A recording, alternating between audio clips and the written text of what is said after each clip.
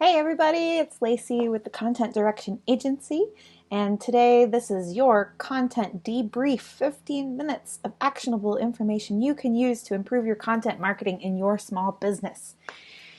Today, I want to talk to you about something I learned from my friend Adrienne Dorison.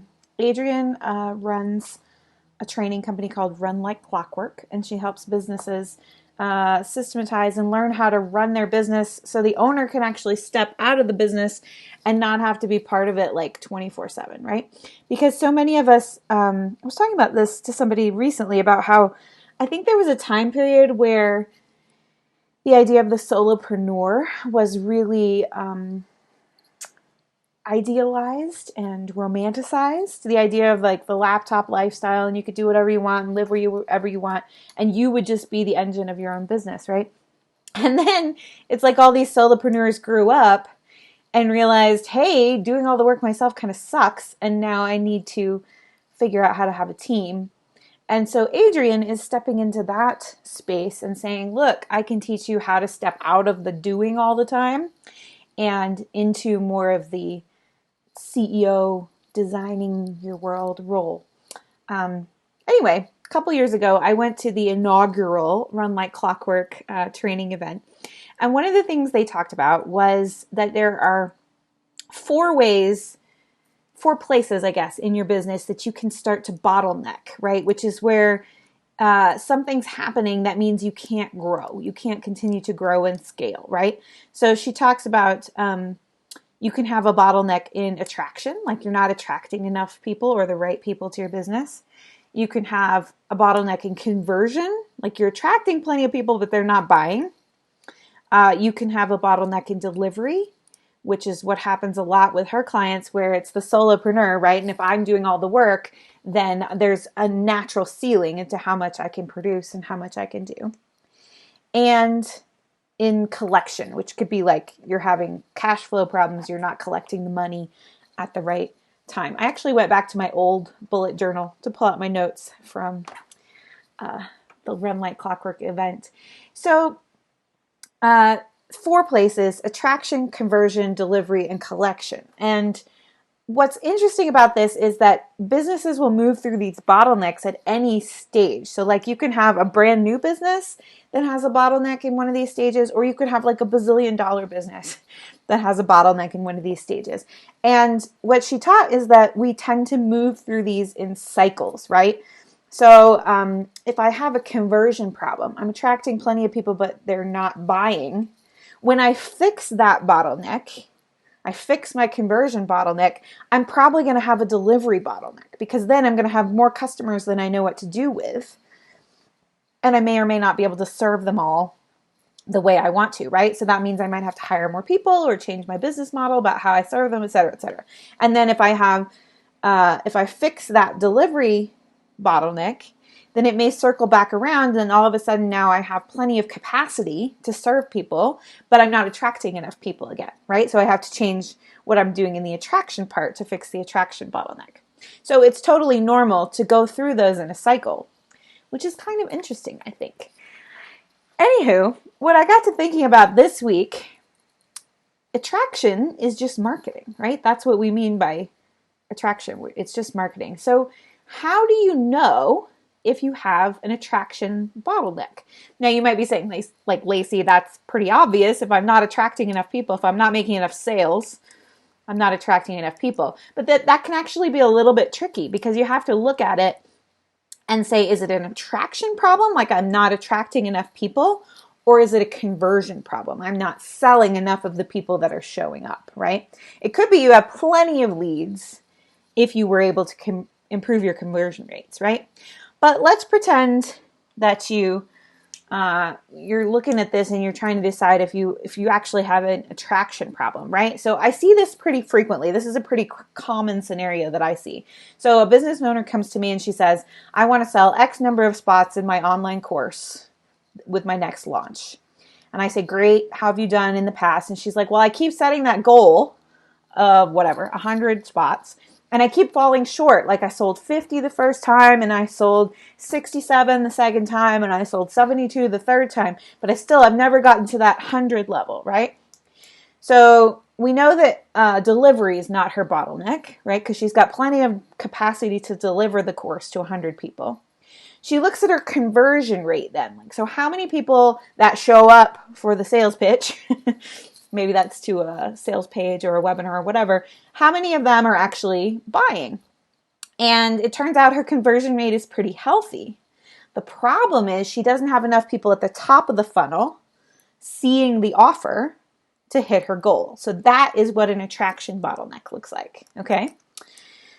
Whatever our theoretical course creator is doing to attract new people isn't enough, right? So, but if she can put enough people at the top of that funnel, at the top of that pipeline, she'll meet her goals pretty clearly, right? If her conversion rate stays the same, she will meet her goals. So that's what an attraction bottleneck looks like. But the next question we have to ask ourselves is, why is there a bottleneck? Like, why are we not attracting enough new leads to reach those revenue goals, okay? And this is kind of hard to hear, and this is something that Adrienne points out a lot, but a lot of times the bottleneck is the business owner. So a lot of times the bottleneck might be you. It could be, and I see this a lot with content in that even if somebody has a team to help them with like the nuts and bolts of the marketing stuff that they have to do, like let's say they have a VA who can post it to Facebook and create graphics and do all the stuff they're supposed to do with once the content is created, the owner is still the bottleneck because the owner is not creating the content. They're not they're not recording the videos, they're not writing the blog posts, they're not coming up with the ideas, whatever that might look like, right? So how do you know if you're the bottleneck? If you're the person or the thing in your business that's bottlenecking your marketing and attracting new leads? These are just a few things that I've seen with clients in the past, things they've told me and things they've come to me with. So maybe you have a ton of ideas, like you've got ideas coming out your ears, but you don't have the time to create the things, whether that's blog posts or videos or whatever. Another one that I've heard recently is if your blog on the back end of your WordPress website or whatever is full of draft posts that you can't seem to finish, or that you have finished but you don't publish because you're not sure when is the best time to share each message, you might be a bottleneck. If you feel like you don't have a smart plan about what kind of marketing message to share when, and so you end up sharing random stuff or not sharing anything because you're not sure what the best thing to share is, you might be a bottleneck. If you're creating tons and tons of content like live streams, videos, coaching calls, courses, speeches, tweets, Instagram stories, all of the above, but you're never like sharing and repurposing them because there's no real system for doing so. You're spending hours creating content and then it's like you just toss it out there and hope somebody sees it. You might be the bottleneck. If you've been doing your business for so long that it feels like you've said everything there is to say about it and you can't think of anything new to say or any new way to say the same thing, so you just sort of stop posting, stop emailing, stop making videos, you might be the bottleneck. If you yourself, as the business owner and operator, are so busy serving clients and customers that marketing has never been a top priority for you because you didn't have to, but now you want to grow or scale and you don't know how to do it or you don't know how to get started and do it effectively, you might be the bottleneck. I feel like Jeff Foxworthy right now. You might be a redneck. No, you might be the bottleneck.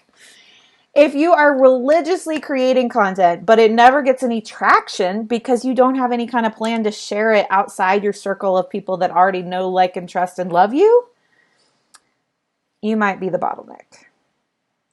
And finally, my last one on my list here is if you have a team or a team member that's ready and willing to create whatever content you can come up with, but they have to like hound you for the topic, or you struggle to give them the direction or get on a real good schedule for it, you might be the bottleneck in your marketing. So if any of those sound like you, never fear, there is a solution.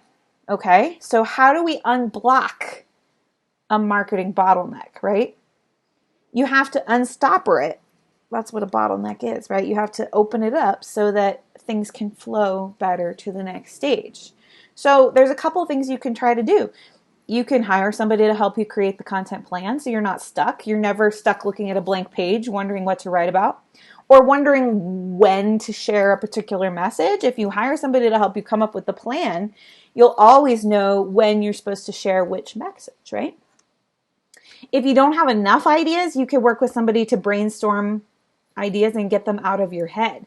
I worked with a client last week who has no lack of ideas, but she was all over the place, right? It was just sort of scattershot, whatever came to mind that day for her to share.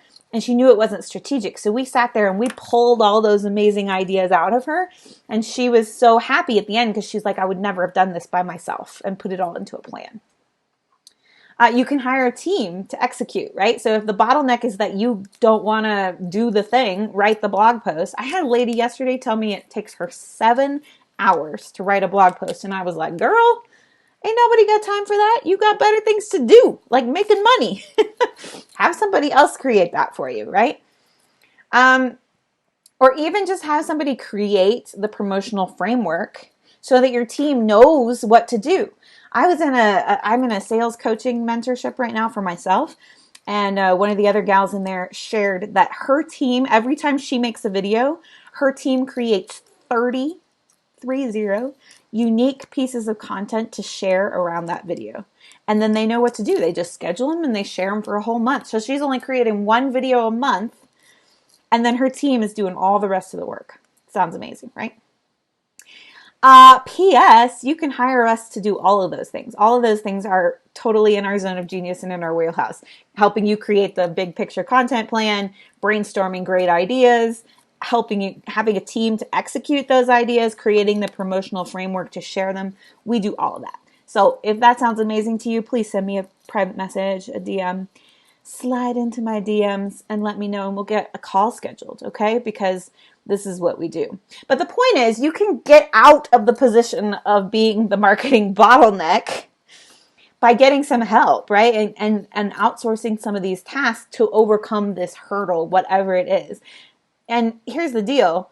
If you have a business that needs to consistently and regularly attract new leads to the top of your funnel to make the rest of your business work, content marketing is one of the best solutions you can invest in, because that's where content marketing really shines, is attracting new people and helping them move towards a conversion. So in those 4 things I was talking about in the beginning, attract, convert, deliver, and collect, we're really good. Content marketing is really good at the attraction part and moving them to the conversion part, right? So anyway, that is my little spiel this week about your marketing bottleneck and identifying it and whatever. I'm actually going to pop a note in the comments here, and I'll pop it up on the screen. This is the blog post I was writing about this week about this topic. And I'll also share in the comments, Adrienne actually did a video this week before I even, after I wrote this. I didn't know she was going to do a video about this, about bottlenecks in your business. So I will link that in the comments as well. You should definitely check her out and the Run Like Clockwork training. I happen to know that they are doing a really fun challenge starting in about a week that will help you get your business to run like clockwork. So definitely check that out, and I'll put the link in the comments. All right, so that's me for today. I will be back next week, Tuesday, talking about some more awesome stuff. I've been kind of wanting to write an article about how to recession-proof your business through content. So if that sounds interesting to you, will you leave me a comment below the video and let me know? Otherwise, I will see you next week. Same bat time, same bat channel. I'm here every Tuesday at noon Mountain Time, which is 11 a.m. Pacific, 2 p.m. Eastern. I'll catch you next time. Talk to you soon. Bye.